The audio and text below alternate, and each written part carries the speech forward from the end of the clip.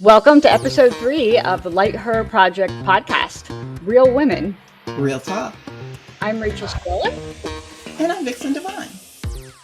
Thank you for tuning into our third episode. Today's topic is the B word, and not the B word we used last time. No. This time, it's balance. So, let's talk about this for a minute. Our personal experiences with balance. This is an interesting time for me right now. My dad has been in the hospital for a week. He went in with one thing, ended up with a complication with something else, had emergency surgery. He was in ICU. Meanwhile, we were moving my mother-in-law into her new community. My father-in-law died in March, and it's been a struggle to get mom to cooperate. And I'm trying to handle those things, which was a heavy load on the personal side. I'm also guardian over my mother. So trying to handle that and run a business and forget anything else that's balanced. I'm just trying to get by right now. Change is hard. Yeah, really, really hard. Honestly, no one expects anything. See, this is the thing. I think as far as balance goes, I think we expect ourselves to balance it all perfectly, every single time. And we're human. So with all that you're going through, I never expected you to balance it perfectly, but I think other people on the outside, especially your family members, since you're usually the go-to person, they expect you to have all the answers.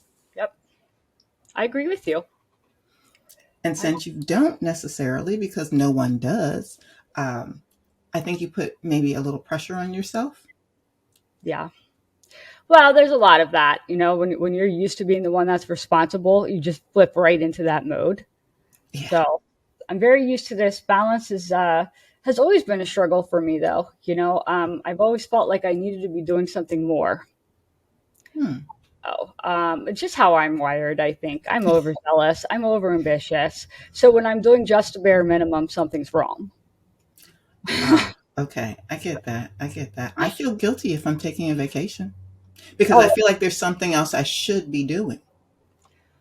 Relaxation is important. Extremely important.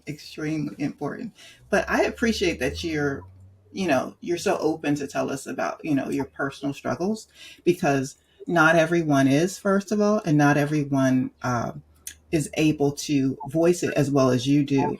And I'm sure there's someone out there who has gone through similar things that is very, very appreciative of what you just said. My balance is a little different, in the respect where I have two children, which are autistic, both on different ends of the spectrum, and not new autistic. We're talking 29 and 25. So it's been like way before, like at that time it was rare to like, they have what? That kind of thing all these years ago. So balance has always been a thing. So for me, as far as being a permanent, like a mother all the time, to the empty nest thing, like that's not even a thing ever, ever. So you have to balance their needs. You have to balance as adult children, sort of, with my husband, and then with myself, and making sure I don't go crazy. So that's my situation and how I balance things. So there's a lot going on in there. So we'll talk about that in a little bit. Understood. Well, let's go to some questions. Our audience seems to like the questions that we've been posing to each other. So one question is, what does balance look like for you? So for me personally, balance for me is I'm in the flow of what I'm doing. I don't need to be anywhere else. I don't need to be pulled into a million different directions. I can actually focus on my task at hand, which is really actually difficult, especially in my business. You're running a social media company. I'm like starting to write my blog and I'm seeing ping, ping, ping, and somebody needs something. And it's usually something to do with one of our customers. And so I'm always on, when I'm doing something else. So for me, a balanced day is really just being able to accomplish the things that I had set out for my day without a whole lot of ping, ping, ping and interruptions. A balanced day. Wow. What does balance look like for me? For me, my balance is not balanced. If I'm balanced, like if nothing's happening, something's wrong. There's a something's wrong. We balance like the things how needs are communicated. We're big on list and whiteboards. Like I can go to the grocery store in between clients and I literally take a picture of the list that's on the refrigerator and I get what's on the list.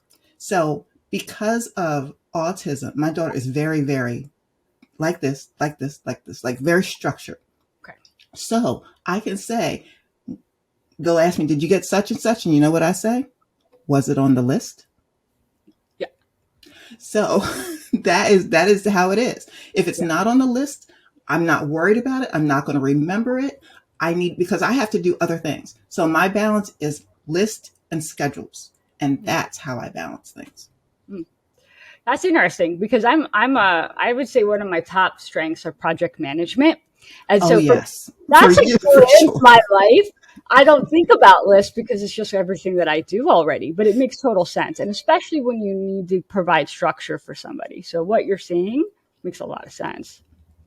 Yeah, structure is necessary. And if the structure isn't there, my son can be pretty flexible because he's at a higher level. Like Right. he has a job, he drives a vehicle, like he has a higher level. But my daughter, if that structure isn't there or you forget something, well, there needs to be an explanation. There needs to be well, if you say you're calling at 6 and you didn't call, you are I getting, understand. Yeah. that's it. I have a person on my team who has a son who's autistic, and he leaves for work at a very specific time. So if we're in a meeting or a phone call, I can hear, "Mom, it's almost 5:30. We got to go." Mom. So he's very rigid with that structure. He likes that structure. It makes him feel comfortable. I totally understand. So another question the audience has: how do you recognize when you're out of balance? Ooh. Oh, for me, it's the stress. I feel overwhelmed, and I'm not taking care of myself. I'm not eating right. I'm not sleeping well. Just that lack of self care. But I also notice that I am emotional.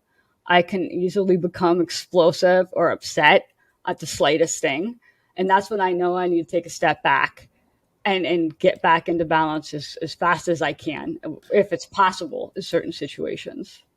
So sometimes it's not possible. Understood. Hmm. It's maybe tough. I always think of it this way. It may be tough, but it's always possible. And if I think of something that I feel like is impossible, I always say someone's worse than I am. Mm, My leg hurts, but then there's a person without the leg, mm. like that type of thing. So that's how I put that into perspective as far as because I always say, you ever heard someone say you got rich people problems? Because someone says, "Oh my God, I do not have enough money for the latest Dooney purse." Well, Yeah, guess what? That person doesn't have one. You know. you're right. That's a Yeah. great perspective. So that's the way I put that into perspective. But how do I know if I'm out of balance? I know if I'm out of balance if everything seems in balance. Now, I know that sounds strange, but because I run the life of myself, I help with the life of my son. I pretty much run the life of my daughter because she's on, sports teams and like the things that she does. I have to take her all her doctor's appointments and stuff like that. If things are calm and quiet and too organized, I know I'm out of balance because something is wrong. Mm, makes sense. It makes total sense. And something that, it's funny how we all have a perspective about something and you think if it's this way, it's that. But in your world, I mean, you're responsible for two individuals who need things in a certain way, you Mm-hmm. know? So their balance comes first, realistically. Absolutely. Yeah. Absolutely. Absolutely. And even though And we've talked a few times about self-care, and self-care for me is honestly, if I am taking a nap and no one's on fire, like, because things happen, that's a whole different story. It's a whole different podcast right there. Right. But Yes. if nothing's on fire and I'm taking 5 minutes because I am tired Yeah. and I'm sitting in the chair, they won't bother me for that 5 minutes. And that for me is labeled as self-care. Mm, okay. I agree with you. I had to take a nap yesterday. I don't nap well, but I was out. So that's when I knew I needed it. All right. Let's see. One last question here, and I'll let Vixen start with this one. How do you align your systems for balance and everything else in your life with your spouse and other people in your life?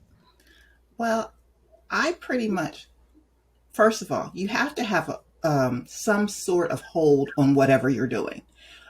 You have to have some sort of basic system in place. So, and everyone needs to understand what it is that you're doing, because you're going to vary a little bit here and there every single time. So, my household understands that I am basically the one who runs things Mm, here. So, because they understand that, um, I don't have that much to any feedback, any flack, if they need, don't get me wrong, if they need something, they are quick to tell me. Like I said, on the list, we will get what you need, make sure everyone has everything. But as far as balancing those systems and making sure, so since I'm basically, think of it as the royalty, I'm the queen. I'm the okay. queen.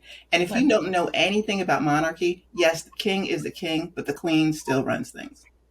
In case you didn't know. Um, So, and then I have a prince and a princess, right? Who give suggestions and they need things, but the queen is the person. So if I say, okay, we need to go, let's keep the grocery store as an example. We need to go to the grocery store. What do you need?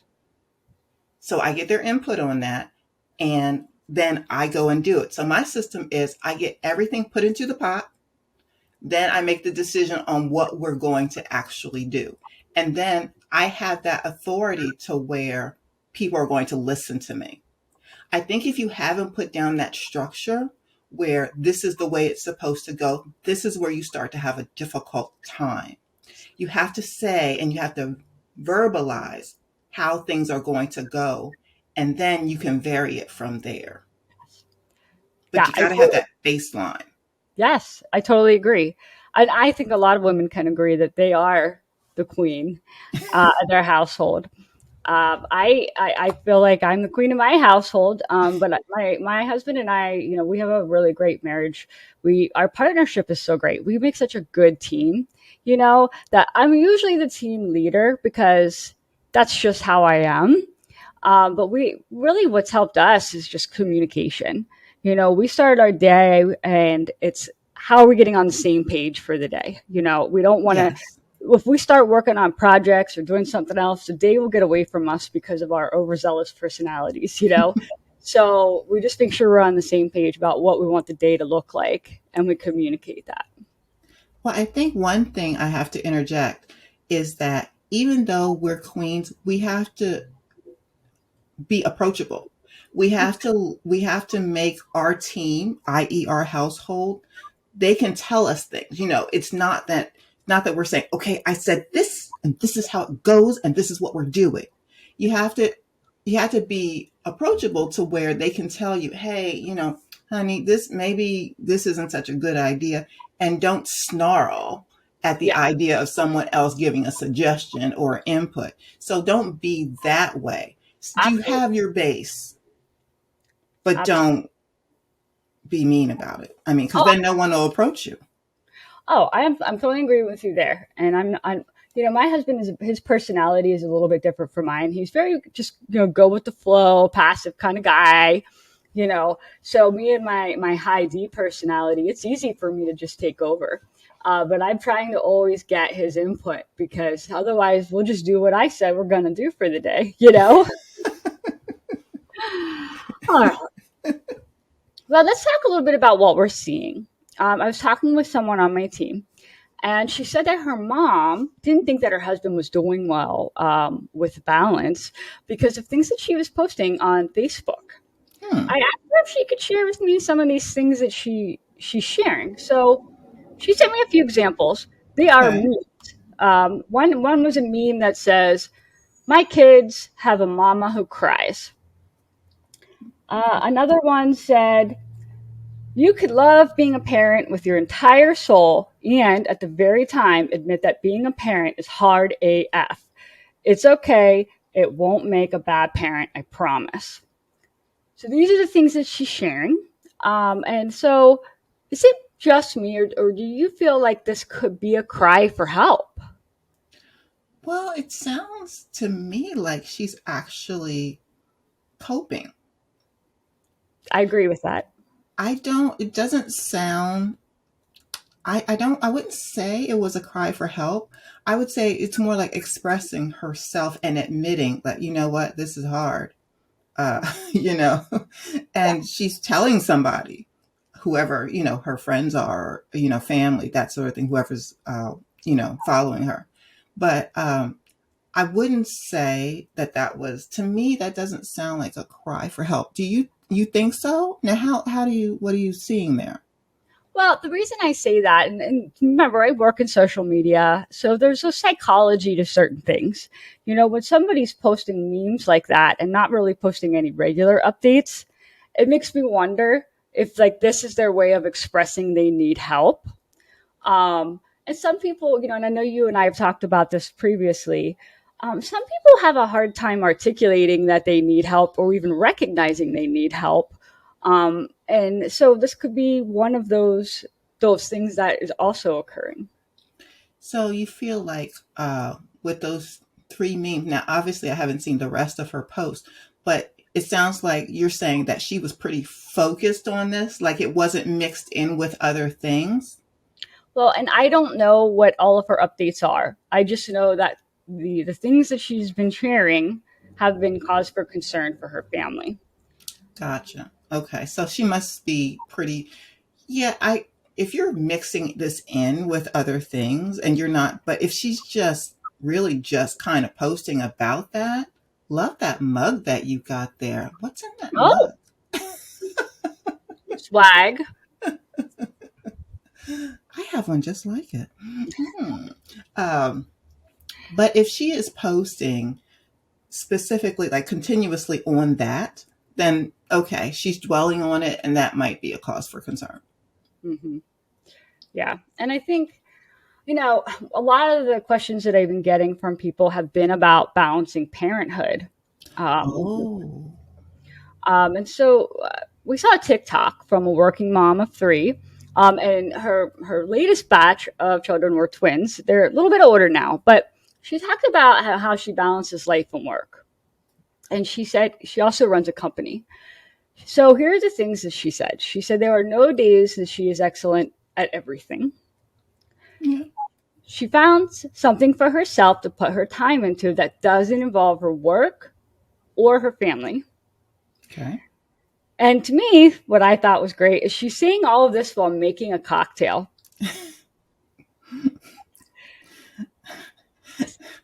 Sorry, I gotta laugh. You know what? I was talking with my dad last night in the hospital. He says everyone has a vice, and my dad's a smoker. That's been his vice, you know. I like my cocktails.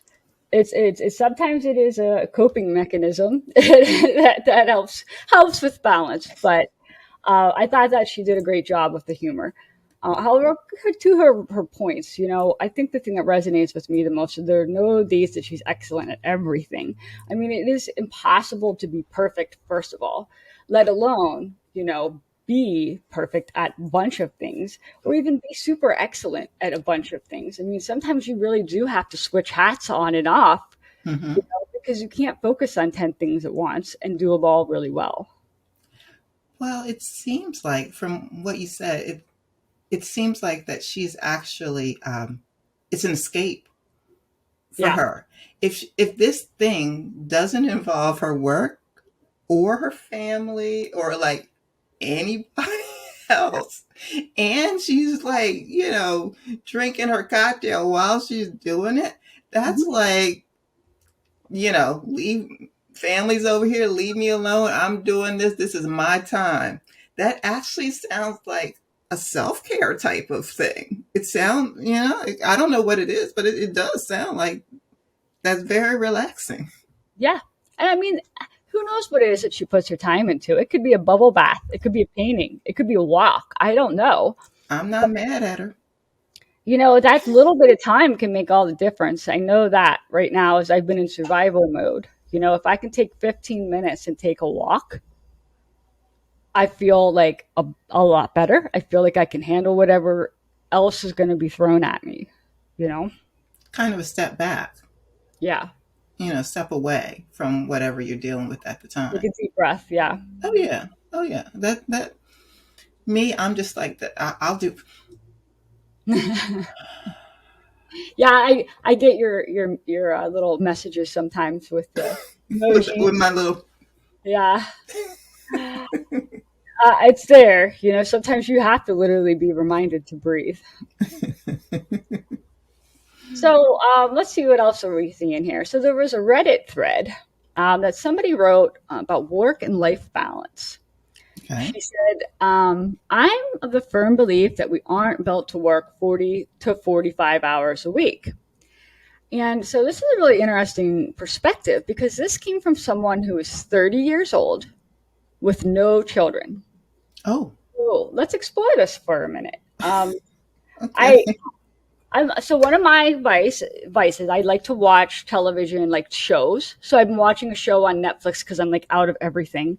Uh, it's Emily Goes to Paris, and she she is one of the opening scenes. She's having a conversation with people who are talking about how Americans, you know, like live to work, and in France, it's not like that at all. Work is work; it's what you have to do, and you do it, and then you live life.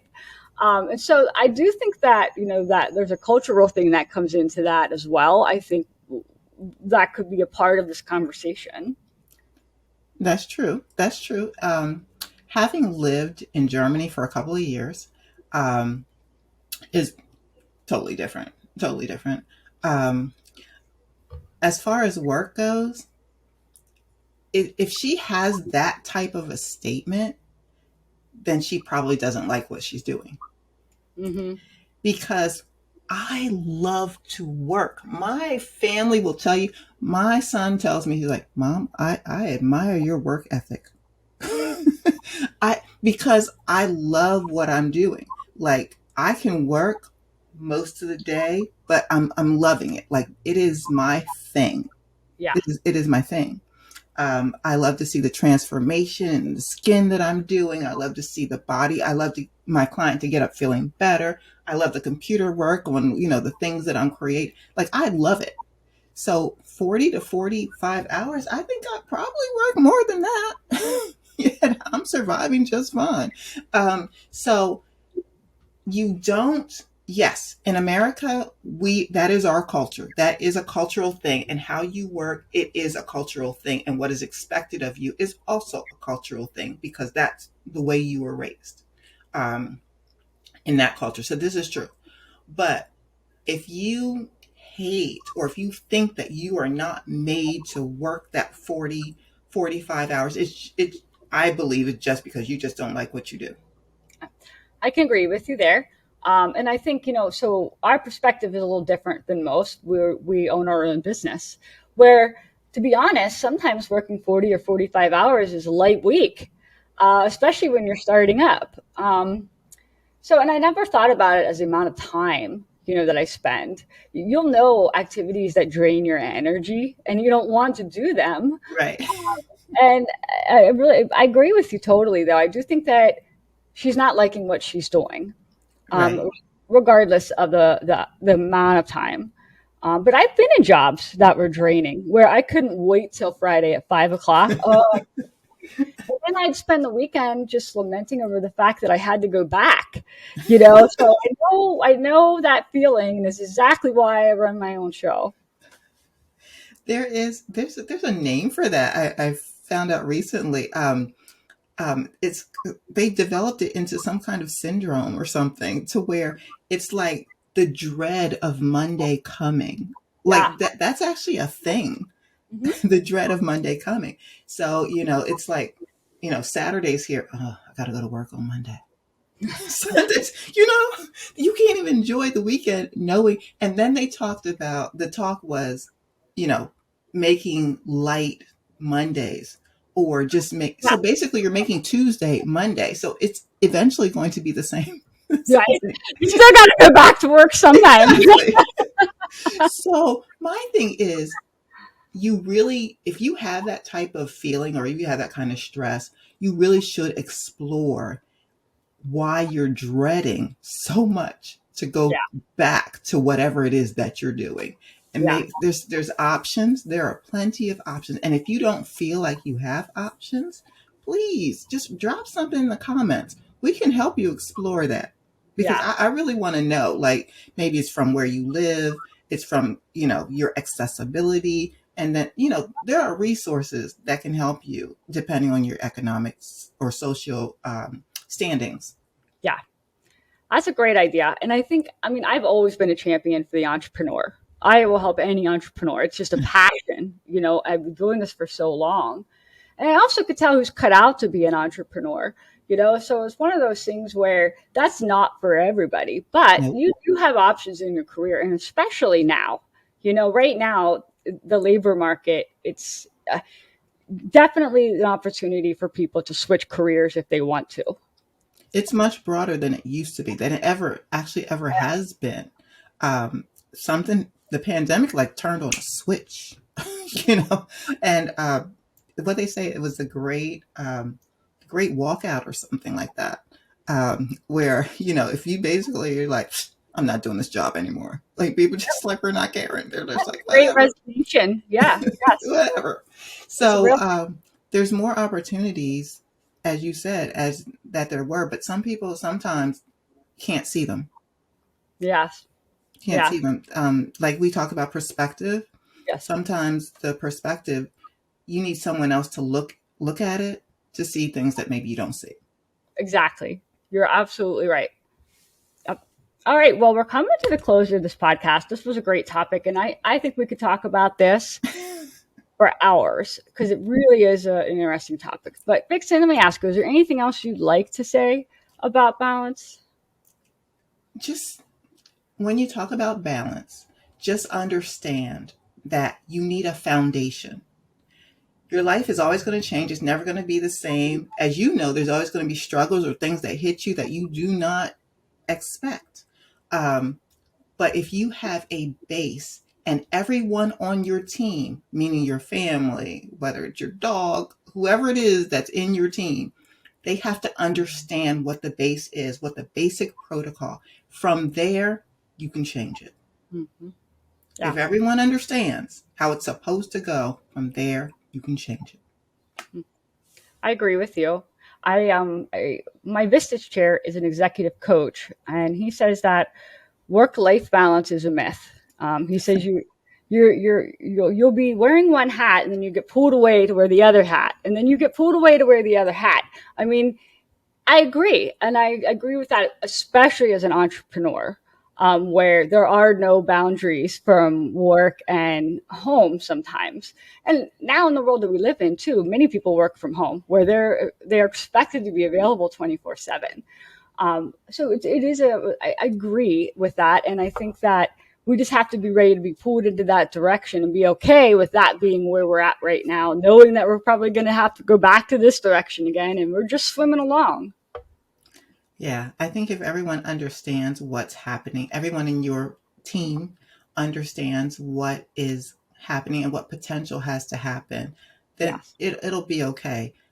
You'll have that balance. You'll be able to achieve it, but you just have to have that structure. Yeah, I agree with you completely. Again, for me, structure, it's innate, so I don't even think to talk about it. I'm way structured, but I'm glad you mentioned this because I realize that I am very unlike most people. Wow. Thanks for everybody for tuning in to the Light Her Project podcast. You can follow the conversation online with our hashtag. So keep it real, real women. Real talk.